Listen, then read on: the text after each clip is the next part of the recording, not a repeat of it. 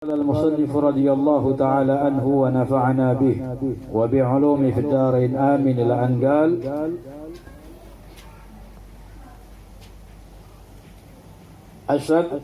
الشرط الثالث. Masih kita berbicara tentang syarat-syarat sahnya salat.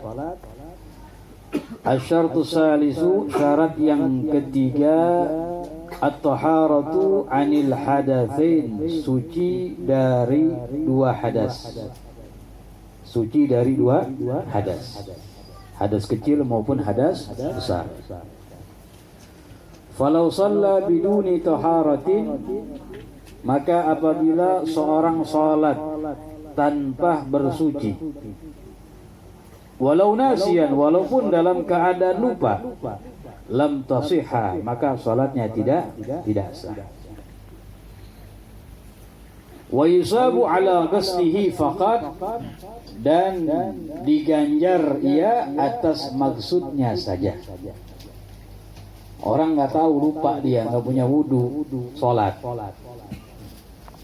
maka salatnya tidak sah. Pas dia ingat wajib diulang. Tapi dalam hal ini karena dia tidak tahu, diganjar pahala. Kenapa? Karena maksudnya baik.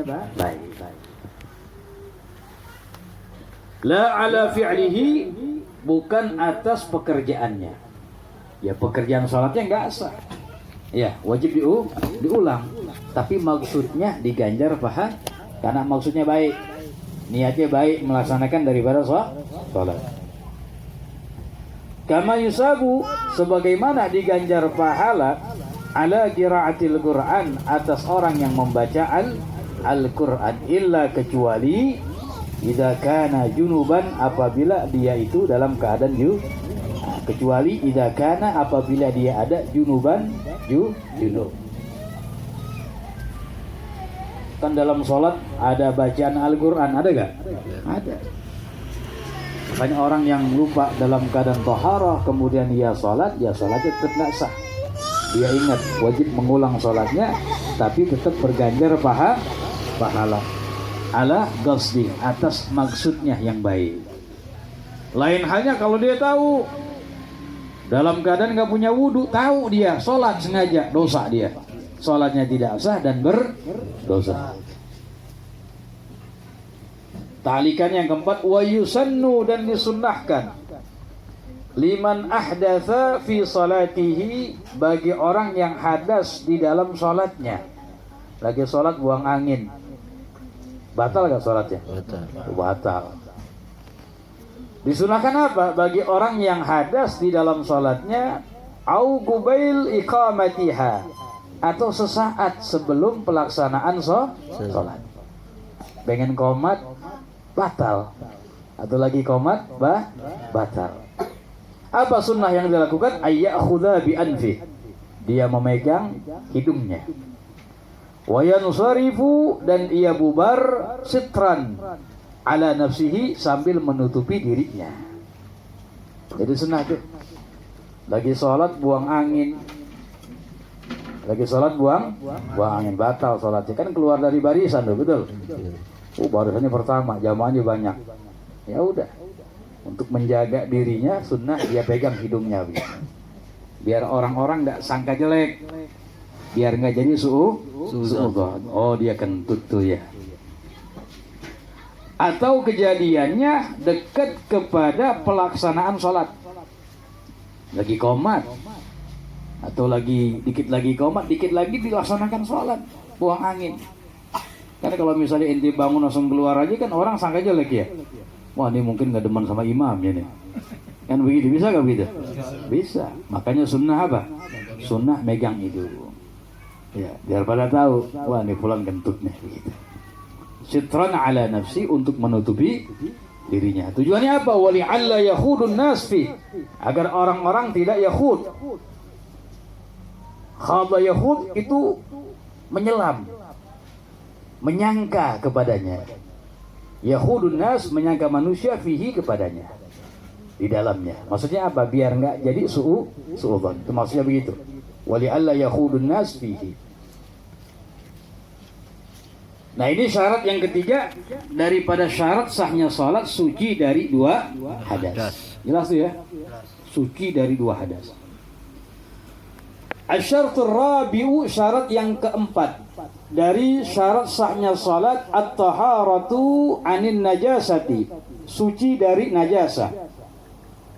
Najasah yang tidak dimaafkan ya. Fis saubi, di bajunya, wal badan, di badannya, wal makan, dan di tempatnya, tempat sholatnya dia, yang bersentuhan dengannya, mesti semuanya dalam keadaan suci. As-saubu, yang dimaksud dengan baju, kan suci dari najasa, fil saub, di bajunya. Yang dimaksud dengan baju, al-malbus, yang dikenakan, yang dipakai, wal mahmul, dan yang dibawa, kayak sorban tuh yang dibawa. Wa illam yataharrak biharakati, meskipun tidak bergerak dengan gerakannya. Bajunya panjang, kayak perempuan sholat misalnya, kayak baju pengantin begitu, panjang nggak? Bisa 3 meter. Walaupun ini bajunya, ini ujungnya nggak bergerak dengan gerakannya dia, betul? Tapi dipakai, tetap semuanya mesti dalam keadaan suci. Wa kadzalikal muttasil, begitu juga yang bersambung bihi, dengannya. Yang bersambung dengannya mesti juga dalam keadaan suci. Contohnya apa yang bersambung dengannya? Ya tadi tuh kayak sorban panjang ya. Bersambung dengannya gitu. Ada sorbannya 5 meter ngengser misalnya. Salat dia. Di ujung sorbannya kena kotoran kucing nempel. Sorbannya dipakai, nempel, muttasil, bersambung dengannya, bergerak dengan gerakannya dia. Walaupun yang ujungnya tidak bergerak, maka enggak sah. Maka tidak sah. Itu yang dimaksud dengan thawb. Jadi yang dikenakan, baju yang dikenakan, wal mahmul, yang dibawa, meskipun tidak bergerak dengan gerakannya. Wa kadzalika, begitu juga al muttasil bih, yang bersambung dengannya. Al-badan, yang dimaksud dengan badan, kan suci dari najasah di bajunya, wal badan, dan badannya. Yang dimaksud dengan badan, zahiru badanil musalli, zahir badannya orang yang sholat, bukan batinnya berarti. Kalau batinnya najis, betul. Perut ente dalamnya ada apaan tuh? Nah, ada kotoran, betul. Ini yang dianggap suci dari najasa, fil badan, pada badan, zahiru, zahir badannya orang yang sholat. Wa yashmulu, dan mencakup zahir badan, wa yashmulu, dan mencakup zahir badan, dakhilal anfi, dalamnya hidung. Jadi hidungnya kita ini juga mesti dalam keadaan suci. Kalau yang ada mimisan berdarah nih dalamnya nih, ini dalam hukum sholat, hukum zahir, wajib dalam keadaan suci. Wal fami, dan dahil, dalam daripada mulut. Mulut kita mesti dalam keadaan suci. Misalnya giginya berdarah, ya kumur-kumur dulu. Lagi sholat tiba-tiba giginya berdarah, isitnya berdarah, batal sholatnya. Sholatnya batal. Wal ain, dan mata. Dan dalamnya mata. Ini semuanya dalam sholat hukum zahir. Meskipun dalam mandi wajib hukum batin. Kalau dalam mandi wajib, ya dalam wudu, dalam mandi wajib, ini nggak wajib dibasuh. Dalam wudu ente, dalamnya mulutnya nggak wajib dibasuh. Ya, yang zahirnya aja tuh, bibir atas ini nih. Hidungnya, yang depannya zahir, dalamnya nggak wajib. Tapi dalam sholat itu hukum zahir, wajib dalam keadaan suci. Jelas ya? Kalau mandi wajib ente nggak pakai kumur, boleh nggak? Boleh, karena hukum batin di situ. Al-makanu, yang dimaksud dengan tempat. Jadi kan suci dari najasah yang tidak dimaafkan pada bajunya, badannya, wal makan, dan tempat. Apa yang dimaksud dengan tempat? Walladzi, tempat, alladzi, yang yulakihi, yang bersentuhan dengannya, asna'a salatihi, di pertengahan salatnya atau di waktu salatnya. Jadi tempat yang bersentuhan sama kita aja. Kalau tempat yang nggak bersentuhan sama kita ya nggak apa-apa. Ya. Alladzi yubashiru, yang yubashir, yang kena, menyentuh saubahu, kepada bajunya, wa badanahu, dan badannya dia. Jadi yang dimaksud dengan tempat, ya, yang jadi pijakan kita, dan segala yang menyentuh dengan badan kita dan bajunya kita. Waktu kita sujud semana ukuran itu. Harus tempatnya itu dalam keadaan suci.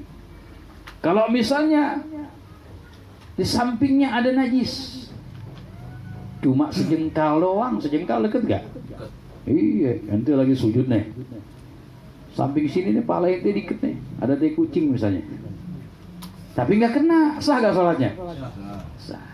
Kenapa? Karena tidak yubashir, tidak mengenai kepada badan dan baju. Tapi hukumnya makruh.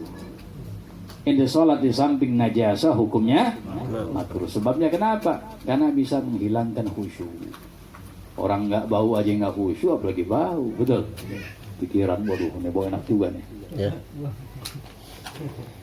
Masailu fit tahara 'anil najasa. Sekarang kita berbicara masalah fit tahara, dalam suci, 'anil najasah, dari najasah. Lau shalla, apabila seorang salat, wa fi saubihi au badanihi najasatun lam ya'lamha, di bajunya dia atau di badannya dia ada najasah yang dia tidak mengetahuinya. Nah, sering begitu ya. Kita sholat, kita nggak tahu di badan kita atau di baju kita ada najis. Ini yang pertama. Au alimaha, gambaran yang kedua, dia tahu di badannya dia atau di bajunya dia ada najasa. Summa nasiya, kemudian dia lupa. Tadinya tahu, kemudian lupa. Wa shalla biha, kemudian dia salat dengan membawa najasa. Biha, kembali kepada najasa yang ada di badan atau ada di baju.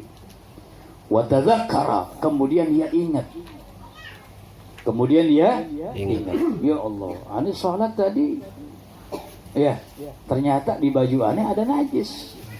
Atau gambaran yang kedua, ya Allah, baru ingat ya, ini kain udah najis semalam nih, habis nangkring. Nah, misalnya begitu.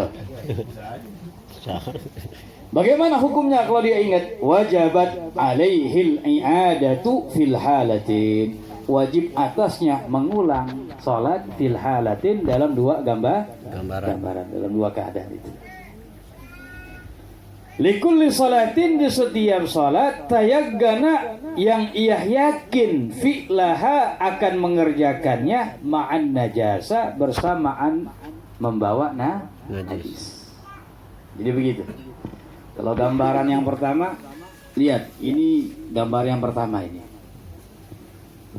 Orang lagi sholat, ternyata di bajunya dia atau di badannya dia ada najasah lam ya'lamha, yang dia tidak mengetahui tadinya.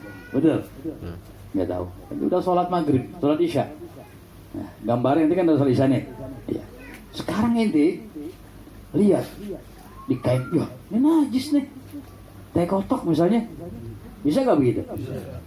Nah, berarti ente sholat, yang mana di badan ente atau di baju ente ada najis yang ente nggak tahu. Summa tadzakkar, kemudian setelah sholat kelar baru ingat. Bagaimana hukum sholat isya ente? Dalam masalah ini, kalau ente yakin terkena najasanya ini sebelum sholat, oh mungkin tadi tuh pas lagi mau ke rumah kemari tuh, emang banyak teh kotok situ tuh misalnya, ya yakin situ, maka wajib mengulang sholat. Tapi kalau ente yakinnya terkena najasa, oh barusan nih udah sholat aneh keluar, keluar, yakin kenanya setelah sholat, maka tidak wajib mengulang. Sholatnya dianggap sah. Jelas ya? Ini yang pertama. Kalau gambaran yang kedua, tahu dia bahwasanya kainnya ini najis, cuma lupa. Lupa. Tahu dia ini kain najis. Subuh-subuh dipakai aja buat sholat subuh dah. Pagi-pagi pas lagi ngopi baru ingat loh, kain malam kan najis ya. Jelas terjadi najis, yakinnya ini sebelum maka wajib mengulang sholat subuh. Jelas ya? Masalah yang kedua, la tasihu salatu man, tidak sah salatnya seseorang gabadha yang menggenggam biyadihi dengan tangannya tarfa hablin, ujung tali, muttasilin yang bersambung, binajisin dengan najis, wa illam yataharrak biharakati, meskipun itu tali tidak bergerak dengan gerakannya dia. Begini. Kenapa? Karena muttasil, bersambung dengan najis. Ente misalnya megang tali, tahu tali? Tambang deh, panjangnya 10 meter. Panjangnya 10 meter. Entah tali ente pegang pakai tangan ente, atau itu tali ente ikat di baju ente, namanya tali muttasil, bersambung dengan ente kan. Yang mana di ujung tali panjang 10 meter, di luar di sana, di ujungnya kena najis, nemplok di tekotok misalnya, najis gak? Ente sholat di sini betul, tapi tali bersambung dengan ente. Walaupun itu tali tidak bergerak dengan gerakan ente, ente bangun nih sholat, yang ujung nggak bakal bergerak betul, maka hukumnya tidak sah. Namanya ghabadha biyadihi tarfa hablin muttasilin bin najis. Jadi nggak sah tuh. Nah, kita kembali kepada matannya. Syarat yang keempat dari syarat sahnya salat, suci dari najasah yang tidak dimaafkan di bajunya, di badannya, dan di tempat. Di tempat salatnya. Yang dimaksud dengan baju apa? Yang dipakai sama dia, yang dibawa sama dia, begitu juga muttasil bih, yang bersambung dengannya. Jelas gak? Bawahnya ditalikannya. Kenapa dikatakan najis? Dikatakan bahwasanya tidak sah salatnya. Padahal talinya kan nggak bergerak dengan gerakannya dia, jauh. Tapi ujung talinya diikat sama dia. Entah dipegang, digenggam dengan tangan, atau diikat ke baju atau anggota tubuhnya dia. Li'annahu hamilun, karena dianggap dia membawa, limuttasilin bin najis, dengan sesuatu yang bersambung dengan najis, itu ilahnya. Faka'annahu hamilun lahu, maka seakan-akan dia membawanya. Wala yadurru ja'luhu tahta rijlih, dan tidak apa-apa menjadikan olehnya tahta rijlih, talinya itu di bawah kakinya dia, diinjak. Kalau beda, kalau ente genggam, ente ikat di bagian badan atau baju ente, namanya mutasil, bersambung. Lain hanya kalau talinya ente injak. Diapain? Diinjak. Oh, talinya panjang 10 meter, ente injak talinya. Sama kayak ente sholat di atas jadah, ente sholat di atas karpet, di ujung karpet ada najis, kan karpet ente injek gak? Injek, ente injek, maka ini nggak apa-apa. Li'adami hamlihi lahu, karena ini tidak dianggap membawa. Kalau tadi yang ente ikat di badan ente, di tangan digenggam, atau diikat dengan sesuatu yang menempel dengan ente di baju atau di badan atau di tangan, namanya muttasil, bersambung, seakan-akan membawa sesuatu. Tapi kalau diinjek tidak. Lain halnya, perhatiin. Kalau misalnya ini panjang talinya nih, Ini kan pendek nih ya, panjang dikit. Itu sholat di karpet nih, ya. Yang mana talinya ini ente ikat, ya, ikat. Ini masih dianggap muttasil bih, masih dianggap muttasil bih, karena berhubungan bersambung dengannya. Beda hanya di jelas ya.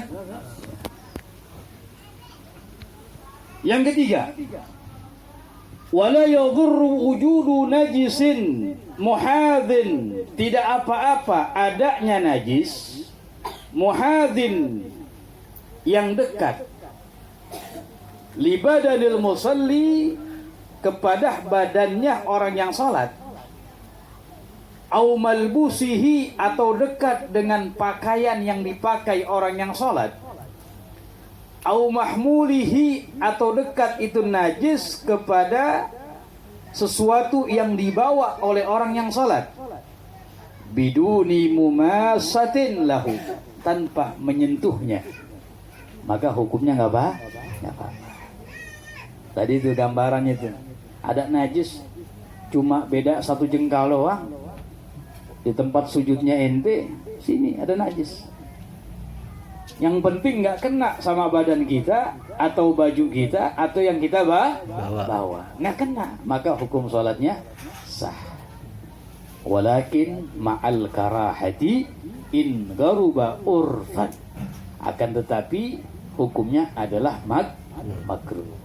Ini makruh in garuba urfan, apabila dekat secara uruf. Secara uruf apa? Cara kebanyakan orang sekitarnya mengatakan apa? Dengerin. Kita sholat, kalau misalnya ada najis semeter, itu anggapan kita dekat apa jauh tuh? Semeter?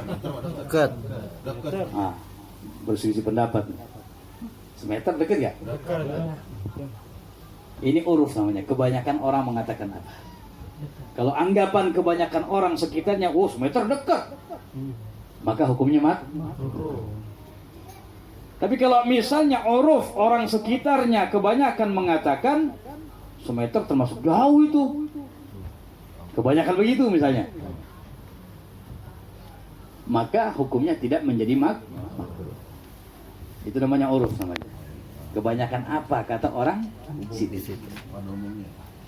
Jadi kita sholat di samping kita ada najasa, ini menjadi makruh in gharuba urfan, kalau najisnya dekat sekali. Kebanyakan orang mengatakan dulu dekat 100 meter ya makruh udah. Jelas ya?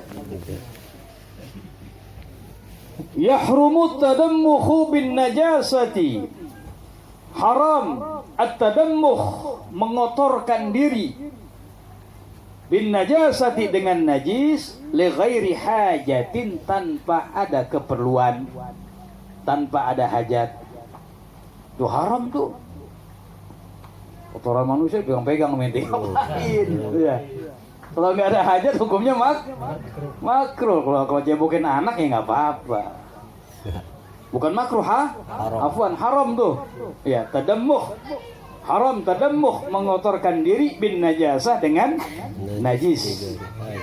Li ghairi hajah. Ini haram hukumnya tanpa ada keperluan, tanpa ada hajat fil badan wasawb, baik di dalam badan, pada badan dan baju. Ya kalau ada hajat nggak apa-apa. Iya, di rumah misalnya di latar kita, di ubin kita ada kotoran, kita bersihin, ya nggak apa-apa. Kalau nggak ada hajat, nggak ada kebutuhan sama sekali, main-mainan doang, pegang-pegang doang, apa ya? Hukumnya apa? Haram hukum li ghairi hajah.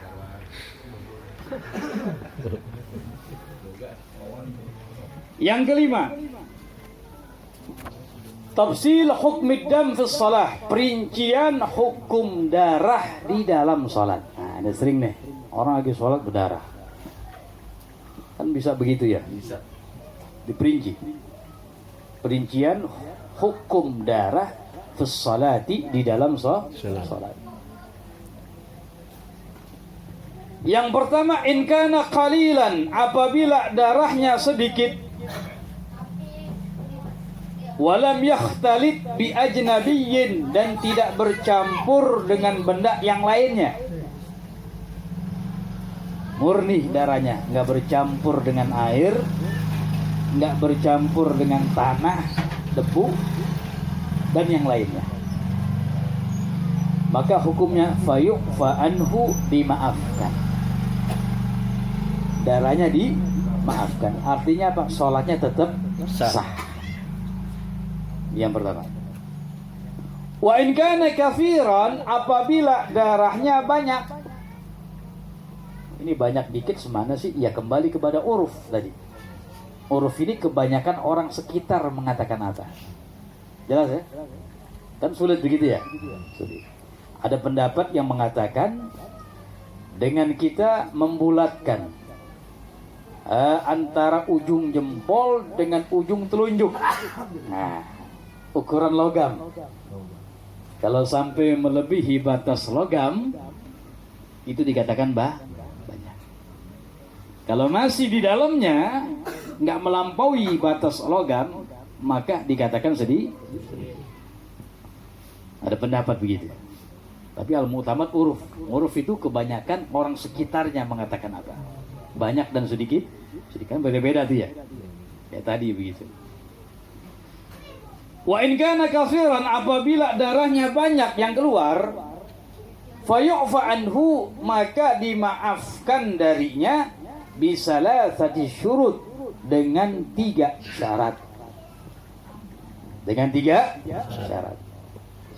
Ingetin tuh ya. Tadi yang pertama darahnya sedikit. Maka dimaafkan dengan syarat tidak bercampur dengan sesuatu apapun. Murni. Nggak kena air, nggak kena keringat ente, nggak kena tanah, debu dan lain sebagainya. Yang kedua perinciannya, kalau darahnya yang keluar banyak dimaafkan, tapi dengan 3 syarat. Syarat yang pertama, alla yakuna bifi'li. Ada darah itu bukan sebab perbuatannya. Keluarnya itu bukan sebab perbuatan dia. Lagi jerawatan dipencet-pencet lagi sholat. Meledak dia. Keluar dah. Ini perbuatannya namanya itu ya. Jadi dimaafkan darah yang banyak dengan 3 syarat. Alla yakuna bifi'li, bukan sebab perbuatannya.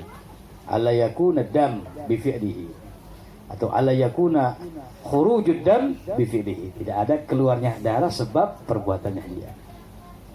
Yang kedua syaratnya, alla yakhtalita bi ajnabiyyin. Darahnya tidak bercampur dengan zat yang lainnya. Murni.